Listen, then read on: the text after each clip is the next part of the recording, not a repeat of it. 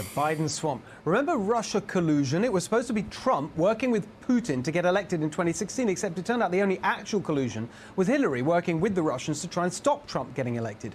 And while Trump's actual policies hurt Putin, Biden has become Putin's puppet, sabotaging our energy industry while boosting Russia's. And now we know why. It turns out that Biden, in violation of his own ethics pledge, got campaign cash from a well-known Russian lobbyist ahead of his decision to drop sanctions against Nord Stream 2, the company building an oil pipeline from Russia to Germany. All of this despite Biden's own State Department admitting that Nord Stream 2, controlled by an ex-East German Stasi officer and close ally of Vladimir Putin, is indeed engaged in sanctionable activity. Jason Chaffetz is here to explain, if you can.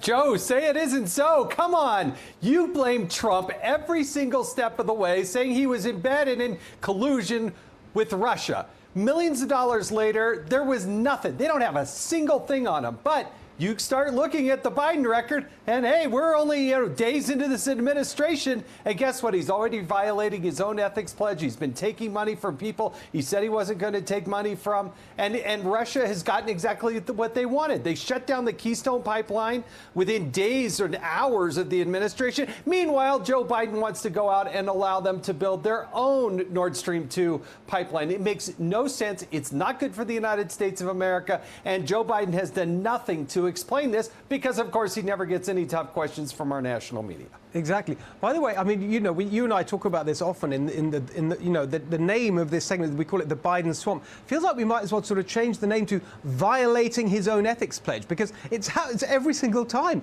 We had it with Kamala Harris the other day. I mean, it's just actually unbelievable, the sort of brazenness of it. Here's another one, which is just listen to these details. This was a story about talk about the military-industrial complex. Like, we already knew that Lloyd Austin, Biden's pick for Defense Secretary, he's ex-Raytheon, massive defense contractor. But look at all these other ones. Frank Kendall, picked by Biden to lead the Air Force. He's another ex-VP from Raytheon. And this guy, Ronald Moultrie, Undersecretary for Defense on Intelligence, something, whatever, I don't know.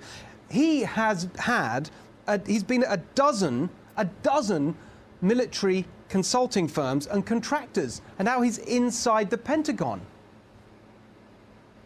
And it's Joe Biden himself that set these standards. I mean, look, he had been there for 50 years. He knows exactly how this works. He didn't have to take that pledge, but he did that. He tried to sell himself as, oh, I'm going to be, Joe Biden, I'm Mr. Ethics. But Joe Biden has problems with ethics every single step of the way. He had to walk out of a previous presidential campaign because of plagiarism. He does not understand this. He lives in this mystical world that I just don't understand. He set the standard, and he violates it within days later.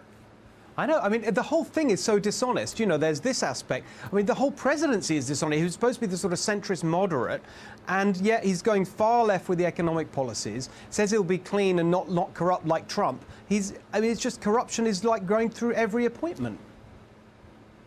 Well, that's why you're going to have a continual weekly segment right here on this show, because it is nonstop. So I look forward to joining you in a week or two, and we'll talk about another one.